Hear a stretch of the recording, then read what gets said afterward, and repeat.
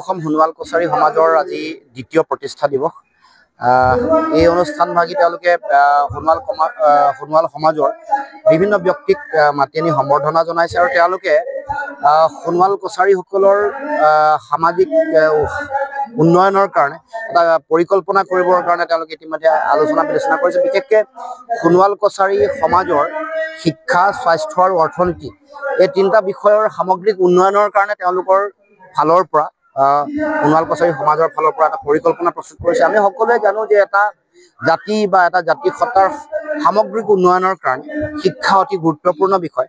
তাৰ লগে লগে স্বাস্থ্য আৰু অৰ্থনীতি এইবোৰ বিষয় অতি গুৰুত্বপূৰ্ণ। কিন্তু আমি দেখিবলৈ পাইছোঁ যে এতিয়াও একবিংশ শতিকাৰ দ্বিতীয় দশকৰ আমি মাজভাগত থিয় হোৱাৰ পাছতো আজিও শিক্ষাহীনতা বা অৰ্ধ শিক্ষা বা ভাল শিক্ষা নোপোৱাৰ কাৰণে আমাৰ যিটো জাতীয় সভ্যতা এইটো শক্তিশালী ৰূপত আমি গঢ়ি তুলিব পৰা নাই। সেইকাৰণে সোণোৱাল কছাৰী সমাজৰ এইটো এটা অতি প্ৰশংসনীয় পদক্ষেপ। আমি আশা ৰাখিছোঁ যে তেওঁলোকৰ এই পদক্ষেপে পৰৱৰ্তী দিনসমূহত আৰু এটা গতিশীল ৰূপ লাভ কৰিব। অসমৰ প্ৰতিটো খিলঞ্জীয়া, থলগিৰি, ভূমিপুত্ৰ জনগোষ্ঠীৰ সামগ্ৰিক উন্নয়নৰ কাৰণে আমি বহু দিনৰ পৰা সংগ্ৰাম কৰি আহিছোঁ। সকলো জাতি জনগোষ্ঠীৰ সম অধিকাৰ, সম উন্নয়ন আৰু সমমৰ্যাদা এইটো এটা শ্লোগান হিচাপে লৈ আমি সকলোৱে আগবাঢ়িছোঁ। কাৰণ এটা জনগোষ্ঠী কিবা কাৰণত পিছ পৰি থাকিলে সামগ্ৰিকভাৱে অসমীয়া জাতিসত্তাৰ উন্নয়ন নহ'ব বা অসমীয়া জাতিসত্তাৰ উন্নয়নৰ কাৰণে অসমৰ প্ৰতিটো জাতি জনগোষ্ঠীৰ সামগ্ৰিক উন্নয়নৰ কাৰণে আমি কাম কাজ কৰিব লাগিব। এইটো আমাৰ সকলোৰে দায়িত্ব। গতিকে এই চিন্তাৰে তেওঁলোকে এই যি যাত্ৰা আৰম্ভ কৰিছে, বৰ বেছি দিন হোৱা নাই, 2 বছৰ হৈছে যদিও কিন্তু যথেষ্ট সংখ্যক মানুহ গুৰুত্বপূৰ্ণ মানুহ জড়িত হৈছে। বিশেষকৈ বৌদ্ধিক জগতৰ লগত জড়িত, সাহিত্য, সংস্কৃতি, ক্ৰীড়া সকলোকে সামৰি সকলো ক্ষেত্ৰৰ মানুহক তেওঁলোকে মাতি আনিছে, সম্বৰ্ধনা জনাইছে আৰু সকলোকে লৈ এই যিটো এখন সমাজ এখন আগবঢ়াই লৈ যাবৰ কাৰণে চিন্তা চৰ্চা কৰিছে। গতিকে এই মুহূৰ্তত মই প্ৰতিষ্ঠা দিৱসৰ শুভক্ষণত প্ৰতিষ্ঠাৰ লগত জড়িত সকলোকে মই আন্তৰিক শুভেচ্ছা জ্ঞাপন কৰিছোঁ। আশা ৰাখিছোঁ পৰৱৰ্তী দিনসমূহত তেওঁলোকৰ যি পৰিকল্পনা, এই পৰিকল্পনাই নতুন ৰূপ পাব আৰু তেওঁলোকৰ চিন্তাৰ লগত আমি সদায় একেলগে থাকিম বা সহযোগিতা আগবঢ়াম, এই কথা আমি দৃঢ়তাৰে তেওঁলোকৰ আগত জ্ঞাত কৰিছোঁ।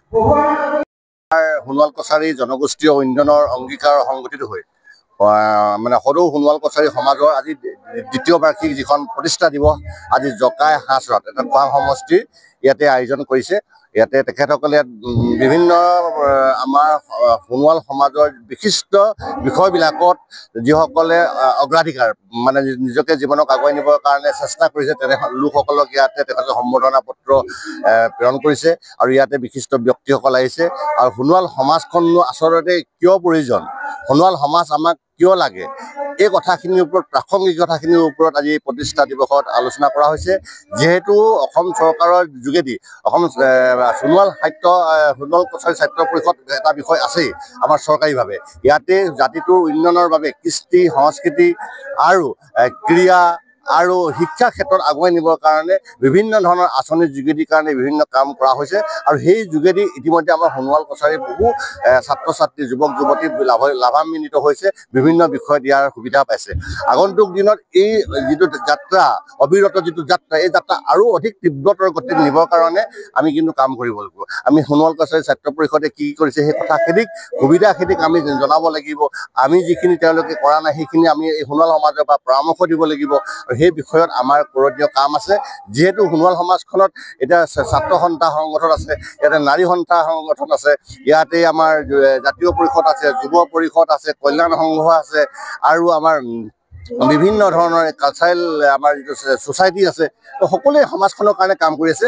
মই ভাবোঁ এনেধৰণে কাম কৰিলে সকলোৱে আজি যিখন আমাৰ অসম বিভিন্ন জাতি জনগোষ্ঠীয়ে ভৰি থকা এখন অসম, ইয়াত আমাৰ সোণোৱাল জনগোষ্ঠীও জনজাতি হিচাপে তৃতীয় জনগোষ্ঠী হিচাপেও বৰ অসমখনক অৰিহণা যোগোৱাৰ ক্ষেত্ৰত শিক্ষা, ক্ৰীড়া, সাংস্কৃতিক দিশত আমাৰ সকলোৱে দায়িত্ব আছে আৰু এই দায়িত্বক যদি আমি সততাৰে আমাৰ অগ্ৰজসকলে আমি অভিভাৱক হিচাপে আমি আগুৱাই নিব পাৰোঁ, তেতিয়াহ'লে অসমখনক আগুৱাই নিব পাৰিম। অসমখনক আগুৱাই নিয়াৰ মানে যে আমাৰ মাননীয় মুখ্যমন্ত্ৰী ডক্টৰ হিমন্ত বিশ্ব শৰ্মা ডাঙৰীয়াই যে ভাৰতবৰ্ষৰ 5খন ৰাজ্যৰ যিখিনি চিন্তা ধাৰণা কৰিছে, এই দেশখনৰ আন্তঃগাঁথনিৰ সমান্তৰালভাৱে সাংস্কৃতিক পথাৰত, খেলপথাৰত, ক্ৰীড়া ক্ষেত্ৰত যাতে আগুৱাই নিবৰ কাৰণে সম্ভৱ হ'ব, তাৰ কাৰণে আমি কাম কৰিব লাগিব।